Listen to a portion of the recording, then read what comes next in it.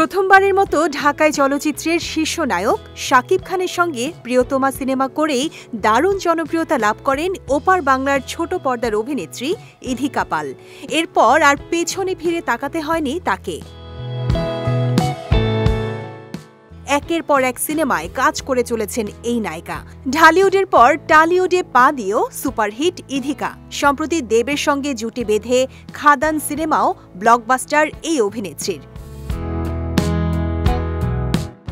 ছোট পর্দা থেকে পথ চলা শুরু হয়েছিল ইধিকা পালের। এরপর শাকিবের প্রিয়তমা, সবশেষ দেবের কিশোরী। দুই পরিচয়েই এখন দারুণ জনপ্রিয় এই অভিনেত্রী। ব্যক্তিগত জীবন নিয়ে এতদিন তেমনভাবে কাঁটা ছেঁড়া হয়নি ইধিকার। তবে জনপ্রিয়তা পেতেই তাকে নিয়েও ভক্তমহলে তৈরি হয়েছে নানা কৌতূহল।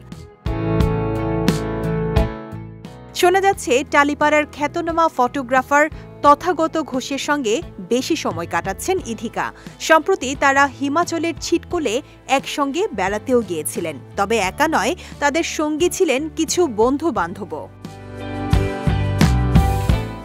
তাদের দুজনের পাহাড়ের উপর কাটানো বিভিন্ন মুহূর্তের ছবিগুলো দেখেই নানা গুঞ্জন শুরু হয়েছে। অধিকাংশ নেটিজেনেরই প্রশ্ন, কার সঙ্গে প্রেম করছেন ইধিকা? এর আগে তথাগত ঘোষের সঙ্গে একাধিক অভিনেত্রীর নাম জড়িয়েছিল, যদিও এই বিষয়ে কখনো কিছু প্রকাশ্যে আনেননি এই ফটোগ্রাফার। তবে এখন আবার নতুন প্রেমের গুঞ্জন শোনা যাচ্ছে। এবার তথাগতের নাম জড়ালো ইধিকা পালের সঙ্গে, যদিও নিজের প্রেম নিয়ে এখনো পর্যন্ত মুখ খোলেননি এই অভিনেত্রী।